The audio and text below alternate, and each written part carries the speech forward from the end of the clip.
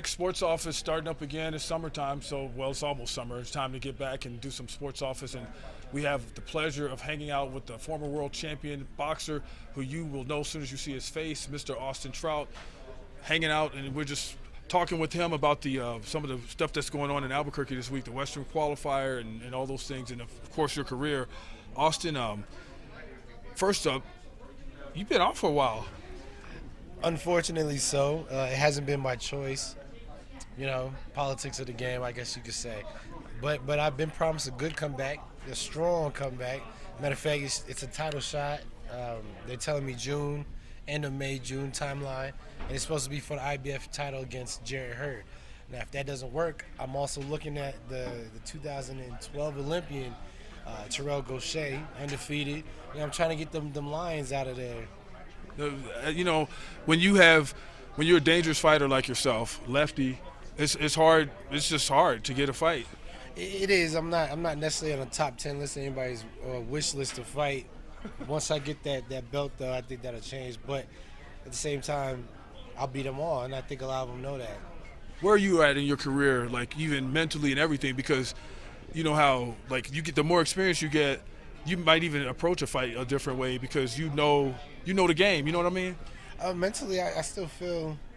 I feel on sharp, on point. Physically, I feel the same.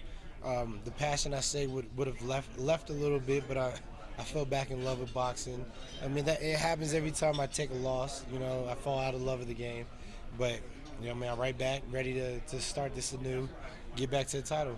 Yeah, because you've had some tough ones, like where of course, we felt like you got robbed. I'm not the only one. There's a lot of people. You looked at all the Twitter chatter, and you've had some fights where I was like, come on, man. Out of my 3 losses, I've had only one true loss, and that's against Lara. The Canelo loss was controversial. The Charlo loss controversial. I just feel like on a level playing field, I could beat any one of them. Even Lara. But how do I get that level playing field? That's the $1 million question. And how do you, like, when you have that time off like that? How do you keep your high skills up? Like you fight at a high level, man. I've seen you. I've seen your career for a long time, and so I know that what I'm seeing as far as you being able to really elevate your game. How do you keep it that high? You just try to surround yourself with people that can fight. Abraham Hahn, who's been my key sparring partner for years, he doesn't get out of shape. So if I have to stay running around with this guy, I gotta stay in some kind of shape. I'm looking to spar some of these guys here at the national tournament. I know they got some pros, up and coming pros. Just gotta stay around hungry people that got the high skill level, and they won't let you slip. You know what I mean? Does it help being in a combat state like New Mexico? It does help because everybody's, the heart's here. The Mexican heart is something you can't teach. And a lot of these guys, they want to see what they can do, with somebody who's been where I've been. So, I don't have to search far and wide for hungry fighters. When you look at the future of boxing, like you're at a tournament here, you look at the future of boxing, you see these guys, they are the future. They're up and coming through the U.S. boxing program, a program that benefited you also, huh? Absolutely. Looking at the future, this is possibly future competition. This is possibly future investment. But as a fan, this is the future of the sport I love. So it's good to look and see what you can be excited about. There's some guys out here that can fight, of all weight classes and all walks of life, and they can fight. So it's something to be excited about. You said investment. Are you thinking like maybe one day you might be a promoter or have your own gym or something like that? Definitely on my own gym. I couldn't do promoting. I think you'd have to lose yourself to do that. And as a fighter, I refuse to screw somebody over for my gain, and that's something you have to do if you want to be a successful promoter. Look at De La Hoya. Yeah. You know what I mean? So, if anything to be managing or training, I leave the promoting to the snakes. So what about? Yeah, that's a tough game, huh? Promoting is a tough game. You said leave it to the snakes. You sound like you've been burned and you know what it's like. I'm just not a fan of the promoters. So at one time it was the fighters that would get paid the least, where the promoters and the networks got the most. Well, there's something wrong with that equation. The fighters is the backbone for the whole game. I want to thank Al Heyman for changing that the way that things were. He's kind of changed that system. Do you, as far as back to talking about opening up your gym now, you giving yourself a timetable? Have you already started laying out the groundwork for that? I'm already starting to work on the groundwork for that. I think a gym, it would just benefit not just myself but my community. You know, I don't think there's such thing as too many boxing gyms in the city. So I want to open another boxing gym, and it mostly, hopefully we can make some money, but mostly it's a place that's going to help the kids out in the community. You know what I mean?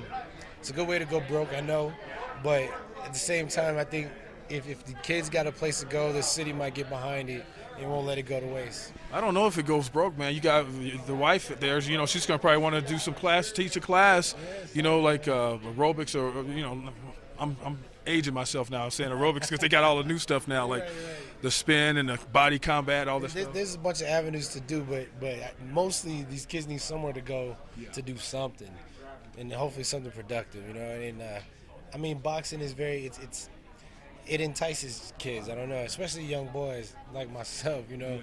So I could get them in with the boxing and then keep them in with the tutoring, the mentoring, you know what I mean, life coaching, all that good stuff. Boxing has been the sweet science, you know, the main combat sport for a long time, but MMA has really come up on that. And what do you feel like boxing is compared to MMA now? Do you think it's a tug of war? Well, I know. All right, when MMA first started, boxing really went downhill, you know, and it did. It took a big hit. But boxing is something that stands the test of time. You know, it's a 200-year-old sport as opposed to 20 years in MMA. So, you know, it may take its hits, but as you see, it's came back, and it might be on a decline, but it's always come right back up 4 or 5, you know, folds. So I'm not worried about boxing going anywhere, and I don't think that it has to be one lane or the other. They're in two different lanes, and any MMA could tell you cannot rumble with a boxer in a boxing ring, and any boxer will tell you I cannot last any time with the MMA fighter in the cage. You know, it's just different. Well, you live in a state where this is like ground zero for MMA. Yeah. You get the bug at all?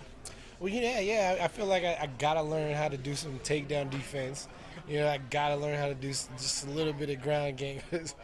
Who knows? You know, it might have to shift and go that way. But does it appeal to you? Like, are you like going like, man, I think I might want to do that?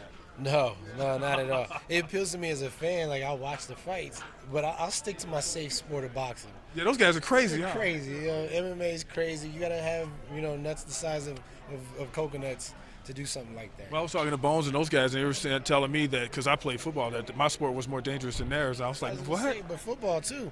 I mean, it's 2 years is the average lifespan of a football player in the NFL. Concussion after concussion. Your knee gets blown out, you're back two plays later.